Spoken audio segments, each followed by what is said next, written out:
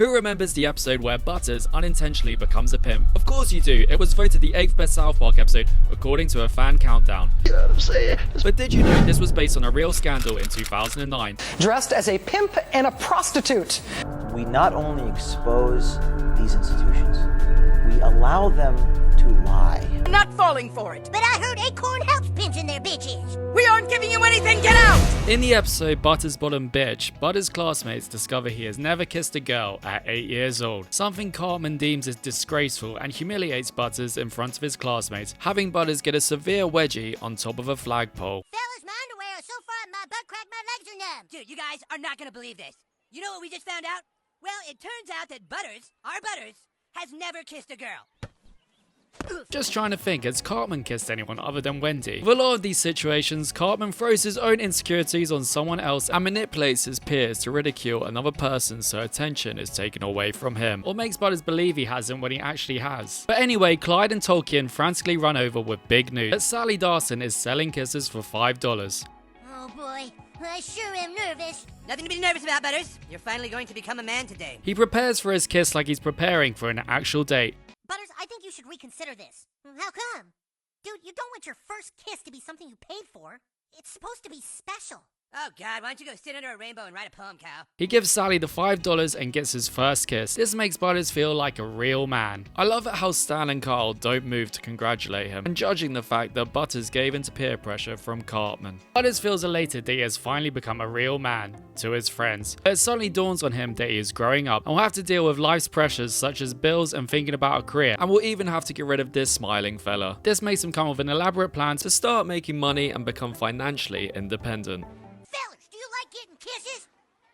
Cause I know a girl that'll give you a great kiss for just $5. Him getting a $2 cut for bringing customers to the girls. Butters innocently brainstorms new ideas to get customers more efficiently, oblivious to the fact that he is slowly turning into a pimp from something he perceives to be so innocent by starting his very own kissing company. Butters' entrepreneur journey. Like, it was funny to us that you could organically and naturally start a little kid story that progressed into a pimp-hoe relationship naturally without them ever knowing anything about pimps and hoes.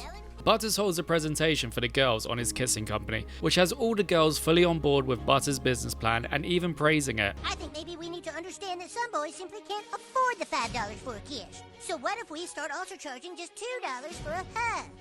Wow, that's a great idea, Butters. Word gets around the school that more girls are kissing boys for money. However, Butters interjects and the boys realize Butters is the one in charge of this whole operation, with Butters showing off the amount of cash he has made, saying this is the smartest idea he's ever come up with in a naive way. I'm telling you guys, it's the most genius idea I've ever come up with. A lot of boys would pay to kiss my employees. You didn't think of anything, Butters. Guys have been doing what you're doing for years. You're nothing but a common pimp. Butters, upon hearing this, is oblivious to what a pimp is and looks to Google for the answer. Boy, Kyle was right, Sally. There's guys with kissing companies all over the country. The person managing all the women is known as the pimp. While searching online, he discovers several different escort services, which are all around the country, which he believes to be kissing companies too. What's even worse is Butters discovers there's a big Pimp Convention coming up, which he just has to go to network for his business. There's about to be a big Pimp Convention, it looks like. I gotta get to that convention, Sally. I could learn all kinds of stuff for our company. Butters' trajectory to a risky career path. We really wanted to get Butters dressed up in a little pimp thing, and then he, know all the lingo. So that's why he had to go to the Players Ball. And while Butters is at the convention, he sticks out like a sore thumb when there are women walking in with booties as big as Randy's balls in medicinal fried chicken, minus the wheelbarrow. But he ends up striking a conversation with a fellow kissing entrepreneur and explains his business to them without mentioning it's a kissing company. This results in wires getting crossed in communication, and they believe Butters is in the same line of work as them due to the way he words his business. Things about it is the language that they use and all this code of the pimp-hoe relationship and stuff, and there's just nobody funnier to say really raw shit than Butters, because he's just so cute and obviously doesn't know what the hell he's saying. You know what I'm saying? Yeah, I believe I know what you are saying. Trey and Matt used the documentary Pimps Up, Hoes Down as the inspiration for the episode, from the music to even the lingo the pimps use, drawing similarities for Butters with the character called Mr. White. It was very hard for me to get accepted because of what color I was and what I had chose to do. But eventually, when they saw that I was down for real, they acknowledged me and recognized me.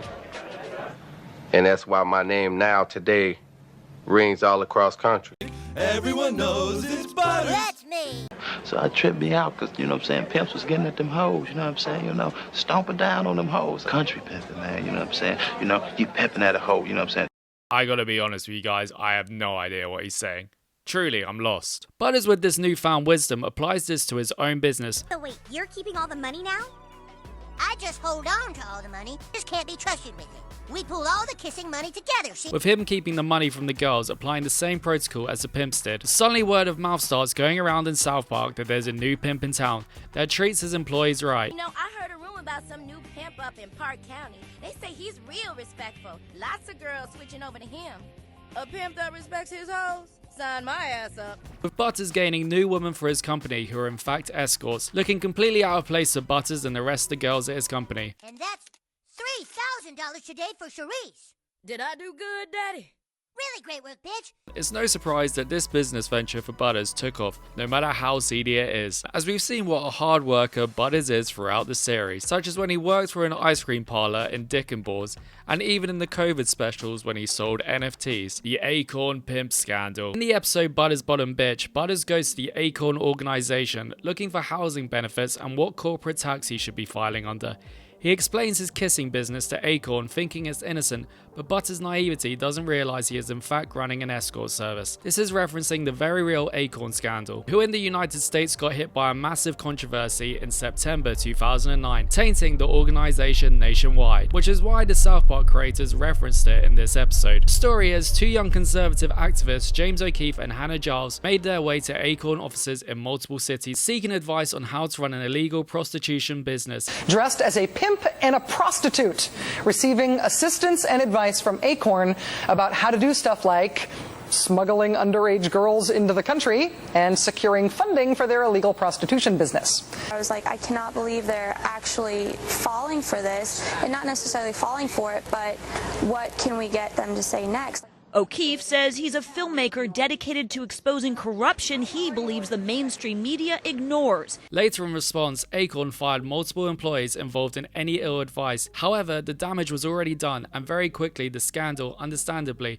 received lots of negative publicity that later led to the US Congress suspending all its funding to Acorn. Closure of the organization came as no surprise on November 2010. This is why while Butters is at Acorn, the woman acts so aggressive towards him due to not being duped into a prank again. And why Butters responds, Huh? What? I'm not falling for it. But I heard Acorn helps pimps and their bitches. We aren't giving you anything, get out! Butters even unintentionally blackmails Senator Daniels to get permission for housing benefits, as he calls out Mr. Daniels for being one of his best customers. Mrs. Davis, is there some kind of problem? No, sir. Hey, Mr. Daniels, you'll get kisses from my bitch Roxy in the alley behind Sizzler. Boy, how do you like that? Approval for 2 housing loans and tax-exempt status. Which results in Butters getting the benefits that he asked for. Butters ends up doing a complete 180 from being a victim for not kissing out the students to suddenly becoming a badass pimp with the money to prove it, even leaving his dad speechless. Oh, hell, Dad, I got lots of girlfriends. Sally's just my bottom bitch. Do you know what I am saying? He even attempts to recruit new girls in class and paying Clyde $100 to beat up Stan if he lays a finger on him for talking to Wendy about his kissing business, with Cartman exclaiming, Dude, we've created a monster. Butters leaves the game. Not to a new sex worker, Yolanda joins the company and gets proposed to on the spot. Butters suddenly comes to the realization that the pimp life ain't for him, seeing true love between a pimp and his hoe, with a kissing sequence that gives the Notebook a run for its money. Well, I'd never get in the way of somebody being happy. Well, pimps gotta be good. Even to each other. Thanks, Pimp. This touching moment, if you can call it that, was when Butters retired from being a pimp. And I think it finally dawned on him earlier about what Kyle said on the playground. Can't you see this is wrong? You've got little boys all over school spending all their lunch money on kisses. Boys shouldn't be paying for kisses. It's wrong. Gals, I'm afraid I can't do this anymore. I'm gonna be leaving the company. Well, I enjoyed being your pimp and all. It's just that when I see real love, like what those 2 people have, well, it just makes me feel like a dick. Well, I may be a man now, but it doesn't mean I have the right to be earning money for what girls do. So fortunately, Butters got out of the pimp lifestyle, but I can't say the same for the other guy. You know what I'm saying? Pimps was getting at them hoes, you know what I'm saying? You know, stomping down on them hoes. Country pimping, man, you know what I'm saying? You know, you pimping at a hoe, you know what I'm saying? 24/7, you know what I'm saying? You know, you shuffling up the crowd, you know what I'm saying? You know, I was mostly into that titty shaking, man, you know what I'm saying? You know, that's young brother, you know what I'm saying? Doing some devotion, you know what I'm saying? You know, when a hoe get with a pimp, you know what I'm saying? It ain't no different than a Huxtable relationship, you know what I'm saying? You know, it's like man and wife. You know what I'm saying? But I knew what I was doing before, you know what I'm saying, she got with me, you know what I'm saying? So, you know what I'm saying? But the hoe ain't gonna tell you how he look. You know what I'm saying? That's what I mean, order, you know what I'm saying? I don't believe in hoes, you know what I'm saying? They ain't gonna force you to do this. It's all gonna be by choice, you know what I'm saying? But hoe, what I'm gonna stand on is that you're gonna, you know what I'm saying, follow rules and regulations, you know what I'm saying? You know what I'm saying? Well, hoe, you know what I'm saying? I'm the circle, bitch, you know what I'm saying? So I'm gonna tell you how the world go, you know what I'm saying? I believe